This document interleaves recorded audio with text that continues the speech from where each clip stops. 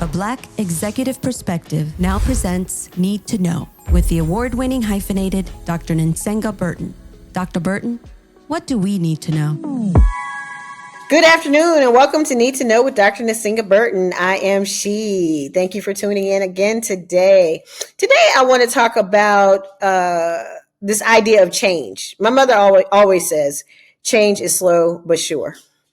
And I've talked previously about remaining hopeful that there would be some kind of change and that people will come out of their cult-like activity once, these policies and things that not the majority voted for, but the Electoral College voted for, started happening to enough people would kind of see the light and get out of their cult-like behavior and try something new and different. And we saw that in this last election. My home state of Georgia, home state, i.e. I live here. I'm a Virginia girl. Let me just say that. We stay making history. Doug Wilder first. Now we got the first woman over there. Yeah, okay.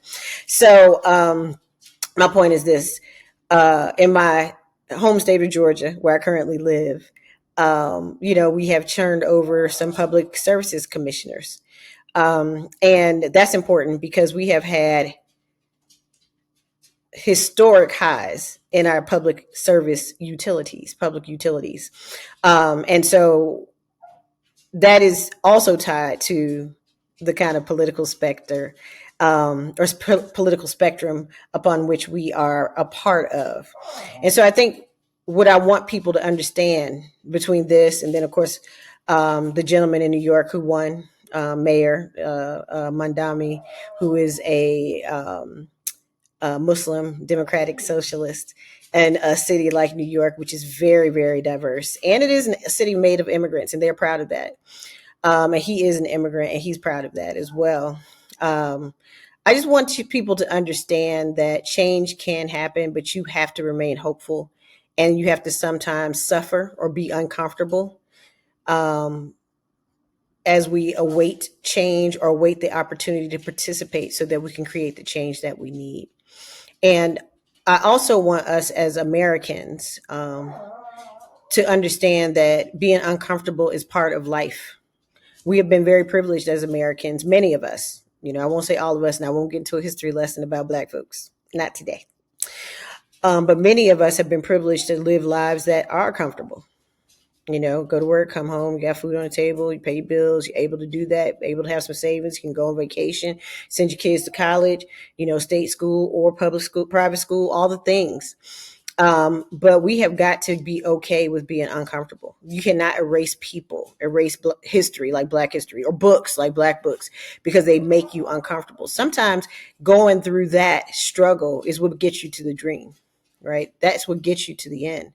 And so as I tell my students, when they're like, oh my God, like I had a student who wanted to drop out of my class and she's very bright and she wasn't getting the grades that she wanted. And so I sat down and talked to her. I said, why are you trying to drop out of the class? She said, I just don't feel comfortable in this class. I said, why? She said, because I don't really understand the material and, you have really high standards and I'm not a great writer. And, she had all these things. And I said, listen, you're in the class because you wanted to take the class. You're at this institution because you're qualified to be here. You should be taking classes that push you past your boundaries, self-imposed boundaries, right? So people are like, oh, I'm not going to take calculus because I don't like math. You should absolutely take calculus if you hate math. You should absolutely do it. Oh, I'm going to take Spanish instead of French because I grew up here in Spanish and I can do well in that class. No, you need to take French. Hell, you need to take Afrikaans, something hard, like something. Because you have got to push yourself out of your boundaries. And I told the student, the uncomfortability is ultimately what you need in order to push yourself past your own limits, such that you will do well and continue to grow and thrive and learn from this experience. And she's doing much better in the class because her mindset has changed. And so I think we have to change our mindset, right? We have to be uncomfortable. It is not comfortable knowing that 47 is in the White House. We wake up uncomfortable, many of us, like, oh, what's going to happen today? Oh my God, what happened overnight on X? Oh my gosh, this is how we're living. Oh, I'm uncomfortable.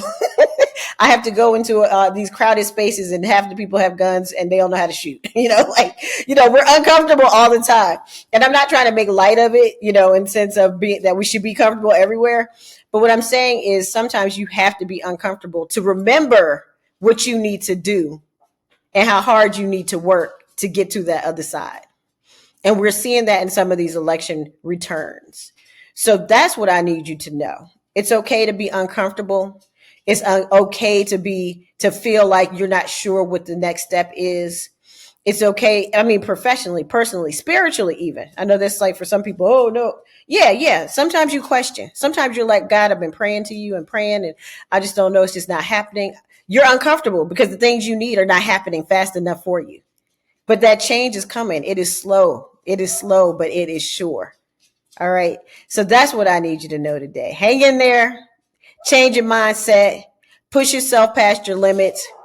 Don't give up because the opportunity is going to come that is going to change whatever it is you need in your life. I know Tony's like, oh, now she's a self-help theorist, a self-help guru. But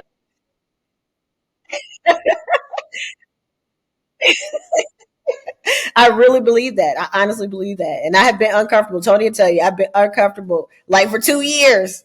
Like, I don't know what's going on. I'm not sure I'm doing the right thing. I'm not, so I just keep praying, chanting. I chant, all kinds of things, and doing what I can absolutely do in that moment to create the change that I want to see. And sometimes you're not going to see it immediately.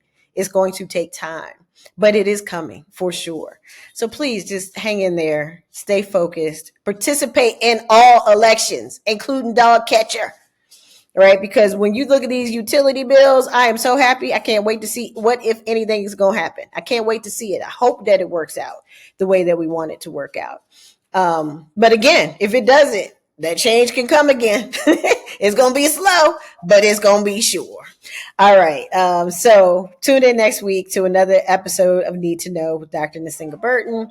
And of course, we want to tune into a Black Executive Perspective podcast with Tony and them. Tony and Chris and the other people that they invite on to have these wonderful conversations. And check out the website because a lot of interesting things are happening. A lot of new things are happening that you should have courses and things of that nature. So you can learn podcasting if you want, which is important. And I think you should learn it from somebody who actually cares about issues and cares about not only the practice of it, but also the kind of things that you're going to be talking about and covering. So just think about it. That's my endorsement. So I wish you a wonderful day. I look forward to talking to you next week. And stay safe, stay informed, and stay happy. Okay, bye. A Black Executive Perspective.